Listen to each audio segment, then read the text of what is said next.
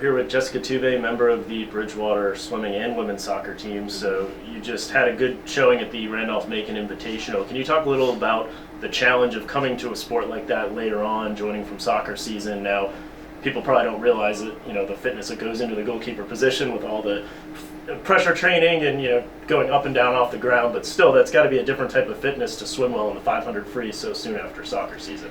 I think it definitely is, and a big part of why I did so well, I think, is that I would get in the pool on my own, and so I wasn't able to practice with the team, but any time that I had free time, I would be able to go to the pool and just kind of do my own practice. And one thing that I think also helped is, along with the sports, I do ROTC at JMU, so Monday and Wednesday morning, I'm over there at 5 a.m. running, lifting, and stuff like that, and that really helps with my cardio, like endurance, which I think is what helped in the 500 because that's more of an endurance event. And can you talk also about the challenge of, switching between swimming where, everyone can swim their event and your time is your time versus a position like goalkeeper where only one player can play? And I think, Bridgewater probably has a couple people that could start for most of the teams in the ODAC. So what about the difference there between, it's two completely different situations? I feel like in soccer, it's every practice it changes, you have to make sure that you're checked in 100% of the time and always giving your all, otherwise you're never going to have a chance to see the field. Whereas with swimming, a lot of times it's easy to fall into the mental habit of like, oh, I don't really need to try that hard on this one set because it doesn't, you're swimming no matter what, no matter how your practices go. Whereas soccer, there's more of an emphasis of you have to be consistent, you have to be constantly performing in every single practice at the same level. Whereas swimming, it's more of a challenge to keep yourself checked in and really focused. And just to talk about each team a little bit, you've been here 2 years on the women's soccer team. Your first season, the team made NCAAs for the first time this year. Had a good close to the season. The team was really rolling late and ultimately lost a tough one by a goal to a nationally ranked team in Randolph-Macon. So what are some of the things that have gone well for the women's soccer team first?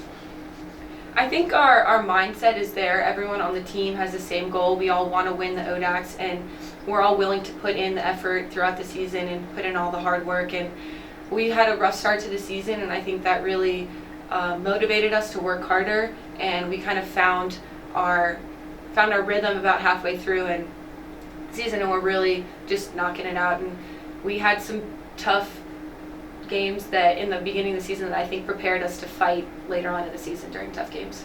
And now with swimming season, what are some of the goals for the team? As we start preparing for ODACs, the conference only keeps getting tougher. Has added some teams that have been good immediately, and it's just added to the depth of the conference. So what are some of the team goals for this year?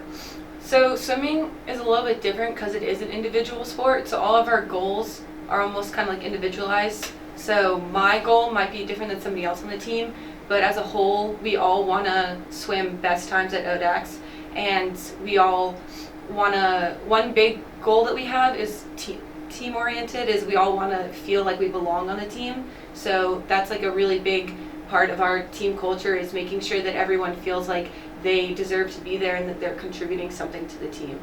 And then finally, tell us a little bit about the team's plans for training over the holiday break. So this year we'll be training here at Bridgewater over the break, and we have 2 practices a day for I think 4 days.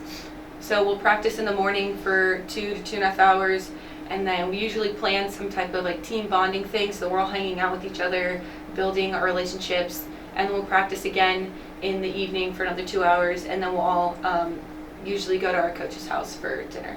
Well, thanks, and good luck to the swimming team as you go to next semester and start getting ready for ODACs. Thank you.